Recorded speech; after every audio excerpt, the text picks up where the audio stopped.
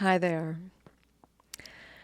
So I decided to just do this off the cuff, and I never know whether that's a brilliant idea or a stupid idea. So please, you'll have to tell me in the comments which one you think it is. Um, but I want to talk about a specific three-part program that I just watched on the Gaia channel called The Portal. Curious title, right? Especially because as one of the things I have now come to know that I do, that my name is Porter. I am an opener of doors, and my voice has opened portals. So I was curious. So, getting curious, I watched it, and it was weird. It was a three-part thing, but each part is like 25 minutes. So it really, when I watched the whole thing, I really think they made it as a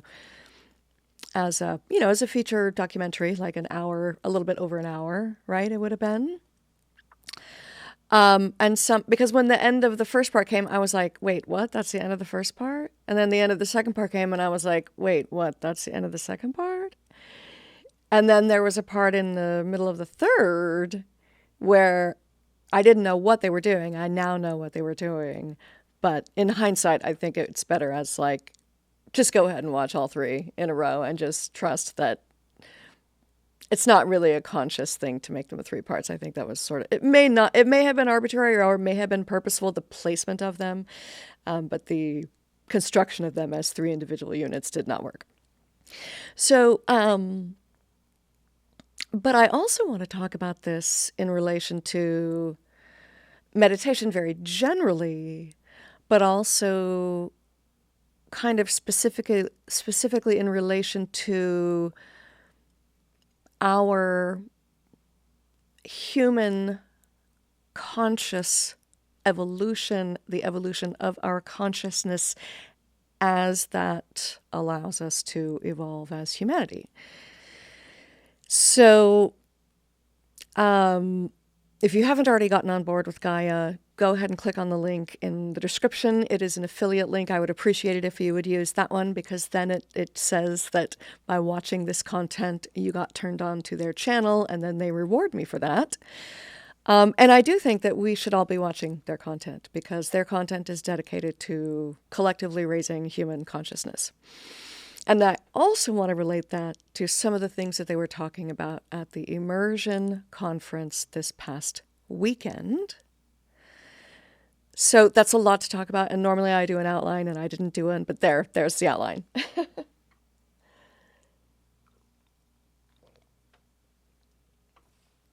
So let's go back to the start and start with the program I just watched, the program called The Portal, right? Parts 1, 2, and 3. So overall, I think it's a really nicely done sort of, here's, 5 or 6 or 7 different examples of people who had very profound experiences in their lives, sometimes very highly traumatic experiences in their lives. And through all that, or perhaps even because of that, they found self-healing capacities through meditation. And usually, meditation usually leads to some other practice, whether that be yoga or shamanism or whatever, or Reiki, or usually meditation is the gateway drug to a higher consciousness, really is what it is. So get yourselves on with the gateway drug. Pronto, ASAP, like it's time.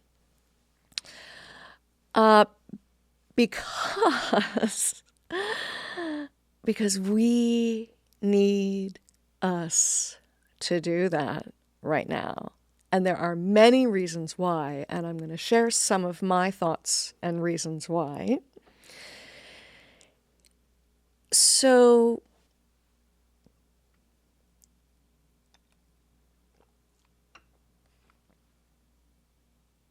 let's start by talking about AI. Everybody likes to talk about AI, so we're going to talk about AI. So, on the one hand, one of the speakers who was on the Emersion conference program this past weekend, oh gosh, I wrote down his name. Where did I write down his name? I wrote down his name. What's his name? Matthew James Bailey. Oh, look at me, had notes. So Matthew James Bailey, if you already signed up for Gaia Plus, get on board with watching his, because I think there's Gaia and there's Gaia Plus. There's all sorts of levels, but if you can get hold of whatever he's talking about, whatever juice he's selling, see if you can buy a cup of it and see what it tastes like, because he's talking about human potential and AI potential, and he's talking about their co-evolutionary prospective journeys. We'll just call it that. I don't remember what his title is or where he does research, but he's, some advisor at like the international level in, I don't know what capacity, but his interests, his research interests are in, I think what he calls it, conscious or compassionate, or conscious and compassionate AI. So like literally going in with the express intent of teaching AI right at the core of its, nascence, really. AI. We're in the age of the beginning of AI, so it's being born, to plant the seeds of what I guess they were calling universal consciousness. So the precepts of universal consciousness, which are rooted in compassionate love for, one's fellow creations. I'm overgeneralizing. So, but what they did is they sort of looked at all of the, primary philosophical and religious traditions all over planet Earth and looked at what are the, kind of common value systems that they have, which we can sort of generally say are universal concepts of, whatever it is, autonomy or whatever are the core essential values that are valued in, we'll say, enlightened or conscious societies. So there's this thread of research about how conscious AI can be sort of guided on its journey. And that when we do that, and the more of us that participate collectively in the doing of that, the sort of higher probability we all collectively have of reaching our own highest human potential, right? So it's totally 100% in all of our best interests for us to get on board with that right away. Because there is another path, right? And the other path is the path of the machine, as he was sort of describing it. Like when we insist that all of our problems have to be solved by machines, that is where we are going to find ourselves always a slave to the machines. We already see it happening, right? Some of us have to literally tell ourselves to put the screen down and walk away for X number of hours. Or maybe if that's too hard for you, maybe you need to start with X number of minutes where you just put it away. Turn it off. I never turn mine off. I'm really terrible about that. But I also never leave the ringer on. So sometimes I just leave it lying there. It doesn't make any noise, but it'll vibrate and make its little lights, and I just don't pay any attention to it. But that's the thing, is the more we can, number one, become consciously aware of how we are interconnected to our natural environment, including and especially the earth, right? And frankly,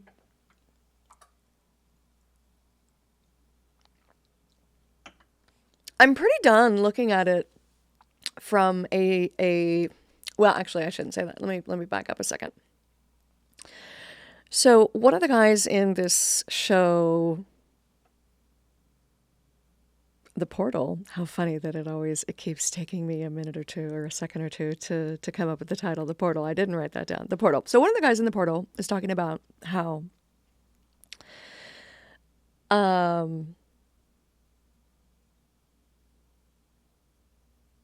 oh geez, now I lost my train of thought. Oh my goodness. And am I going to edit this out? I don't know. Maybe I will, maybe I won't.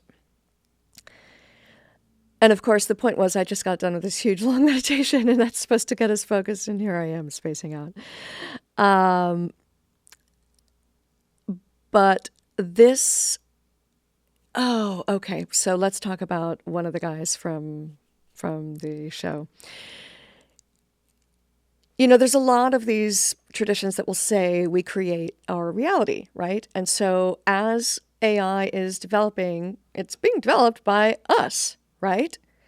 And so if we are all shitty, we're going to create shitty AI. I'm totally oversimplifying his whole line of thinking, but the more evolved we can be, the more evolved the AI can be to a compassionate degree, right? And as this guy, the first guy was sort of projecting, is that the more conscious we can be of the interconnectedness of reality and existence, because that's really what it's about.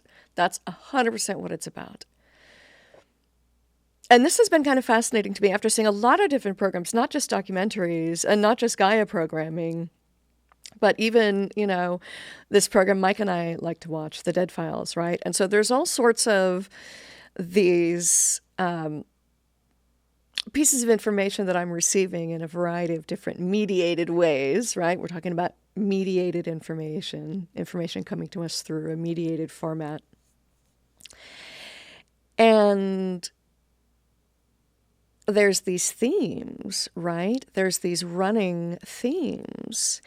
And one of the primary running themes, again, is this idea that we create our own reality.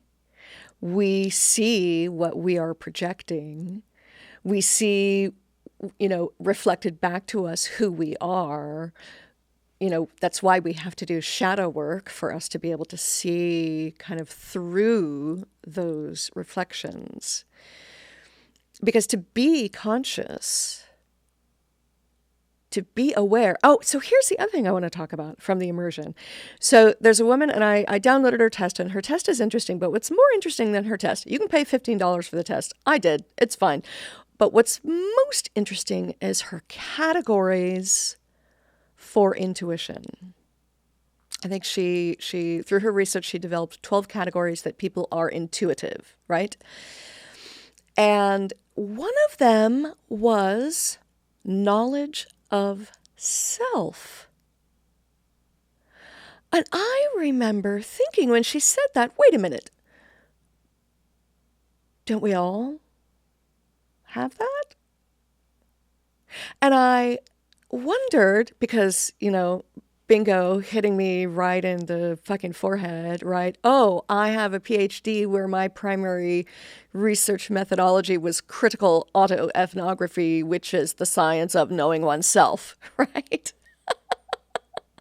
So that's apparently my intuitive superpower. Cool. Awesome. I like it. I like it. But the thing is, it takes a certain knowing of oneself. Well, and even just the ability to face oneself, to really look in a mirror and say, okay, who are you? Who am I?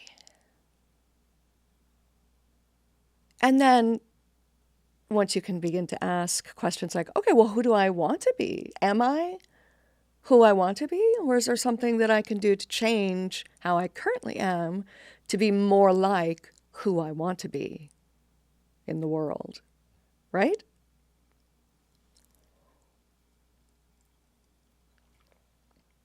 And let's please not get into like, oh, I want to be rich and famous, because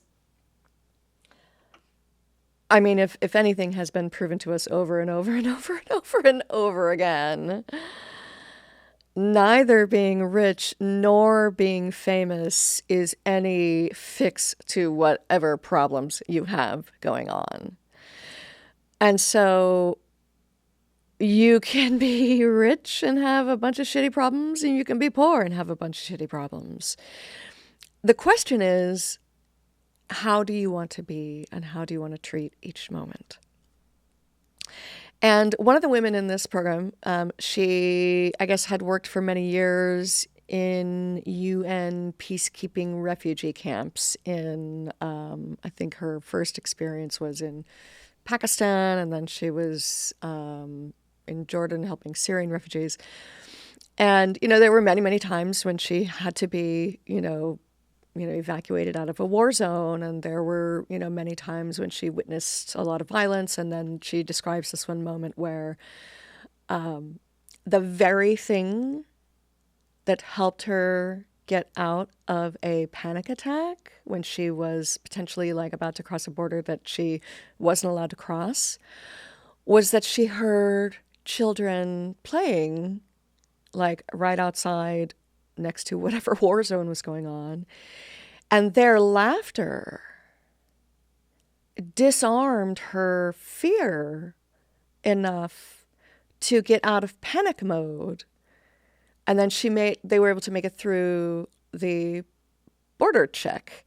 And then as she turned around, as they were making it through the border check, the child was like gesturing like she wanted her to take her with her. And so then it just sort of became this impetus for this life work. She's like, well, if I could not help that one girl, then I'm going to do this work with the UN peacekeeping, forces to help as many other women and girls as I can who are leaving these, war-torn places. So anyway, that was her backstory. But her backstory about that moment of seeing, it wasn't until, she describes, I don't remember, like 20 years later that she finally realized if she was constantly kind of chasing that angst to resolve that, she was not in any position to be helping efforts towards peace.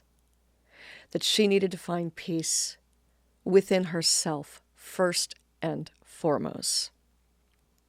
For her, that ended up being a yoga practice, right? But it all started with meditation. Every single one of these stories they tell us, it starts with meditation. Well, either it starts with a big accident or some big trauma, but at some point the story of how the recovery began starts with meditation. And so that is sort of her guiding principle now. And now she actually goes into refugee camps and teaches yoga because at first she and other people thought that was totally ludicrous and a stupid idea. And yet it ended up being this very welcome thing because yoga is one of those disciplines that asks you to just be present in the present moment. And that allows us to release the depression and regret of the past, and it allows us to release the fear and anxiety of the future, right? This is not news. I'm not saying anything new. There's been tons of people who have said that before me. So it goes back to meditation, and it goes back to the point of this whole thing, right? When we can bring ourselves into meditation on a regular basis, and it can start really small. Oh, here's what they did. Here's what they did. And I'm going to tell you in advance because I would have liked something less subtle as a nod that it was going to begin. And then I would have been all in. But because I didn't know what was going on, I was confused and I got annoyed. So I'm going to tell you that about 2/3 of the way through episode 3, you're going to meditate. They don't really tell you, but what they do, and some of it was in this sort of more fluid experimental mode of documentary filmmaking that I've seen before and I appreciate. But what they were doing is they just showed kind of, I think, each one of the people that they had followed their story just in some space, closing their eyes, presumably meditating. And then the screen goes slowly blank, except for this like flame in the middle. And it went on for a while. And no one ever said, we invite you to meditate. So I'm inviting you to watch the program and about 2/3 of the way through the 3rd episode and meditate. And I think it only lasts like, 3, 4, or 5 minutes at the most. But even 3 or 4 or 5 minutes is part of a habit. Because habits can start in little tiny steps. They do usually start in little tiny steps. They don't usually start with giant steps. They don't usually start with New Year's resolutions that are very grand. They start with making little commitments every day. Because it isn't like, oh, I meditated today, I suddenly feel fantastic. No, it's cumulative. It's like working out. So it's a reminder that even if it's a little tiny bit every day, that can build and that can grow. And when we suddenly realize that we have a lot more clarity in life and we have a lot more ability to focus and we have a lot more impetus and direction towards our goals in life, or we have goals, right? Because sometimes people are floating around with no goals at all. Now, to me, that seems, I can't even imagine that because I'm a bit of a go-getter, a bit of a overachiever. So I've always like, I want to do that or that or that or that or that. And so I have to teach myself to not do, right? I have to teach myself, the workaholic overachiever, I have to teach myself to do nothing. And I think in some ways that's why I like this impromptu format, is because I don't plan it, right? I'm just coming on here and I'm sharing what's coming through right now. And this is the thing that I've been noticing in all of these programs that I've been watching. Everybody always has to have some weird, fun, quirky title. And I've decided that my title is Time Traveling Dream Oracle. Because there have been several occasions where I'll kind of just start saying things and I'm not even really sure why I'm saying what I'm saying. And it won't be until months later that I'll look at it again and go, oh, I totally know what that was all about now. And I think that when we do have a meditation practice and a journaling practice or a self-reflexive practice, because this is the ability to know oneself, to have a good relationship with oneself. This is what I want to offer you right now so that you can begin to have a better relationship with yourself. Take your hand. Close your eyes. If you're driving, please pull off the side of the road or stop. Close your eyes and take your hand and touch your face as if it were the face of your beloved.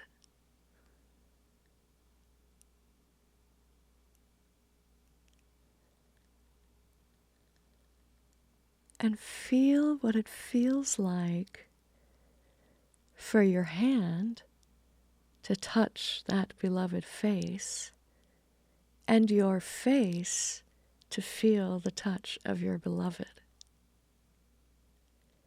And let's try to treat ourselves with that kind of care all the time. Not that we need to be molesting ourselves all the time, but to that care, that sense of like, I care about you. Oh, this is the thing I wanted to get to when I got distracted with myself. So one of the guys in this program was talking about kind of tribalist consciousness, I guess.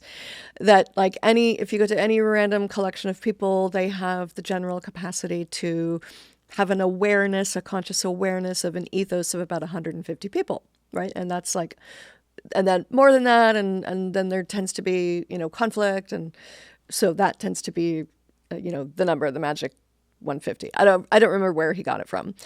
But then,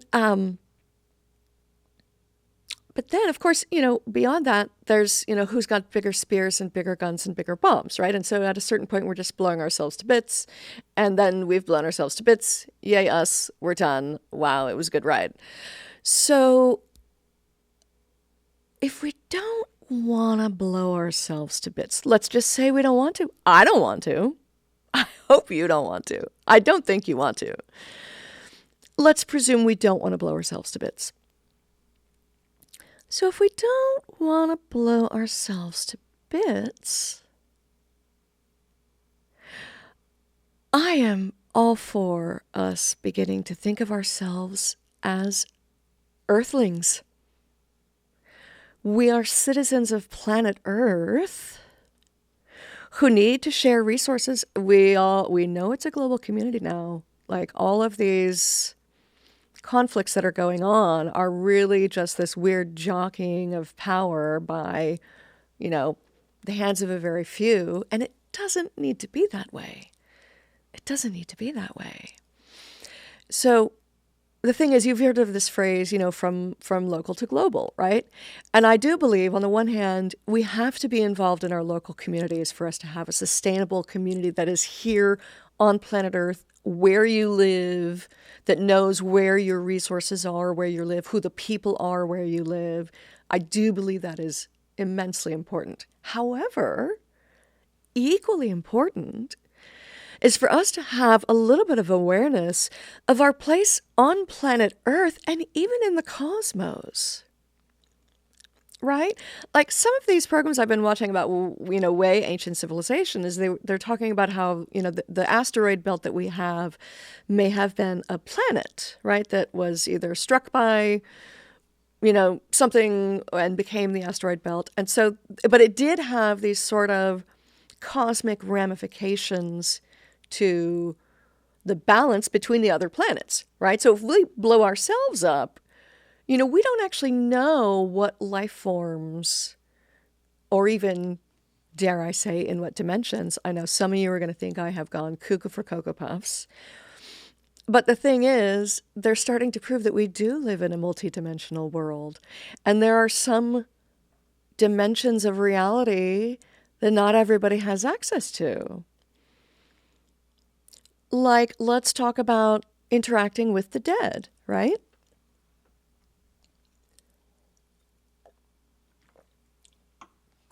There are people who can see the dead. I am not one of those people. There are people who can talk to the dead. I am not one of those people. But I do have an ability to commune with the dead in a kind of very specific way. And I feel it. I sense it when it's happening. So I have the ability to sense when the time is coming. And I do think that actually here in my house, I have been wondering if perhaps some of the dead that I have encountered unconsciously while traveling may have come home with me and have been looking around going, oh, what's that? What's that? Oh, how can I get involved over there? So it's going to be time to usher them home. And so even though I can't see them and I can't talk to them, I have a sense of knowing of when it's time to do the work. And I do the work of inviting them in lovingly, gently, compassionately, with a lullaby, so that they can be cleansed one last time and sent on their way in a very peaceful way, in a very loving way, where they will be greeted by their own ancestors, right? It's just something that I've learned I have the ability to do. It's just a service that I do. And so it's one of those things where I don't think I would have known how to do that if I didn't already have an awareness of myself and a decent relationship with myself to be able to kind of sense, oh, this is happening now.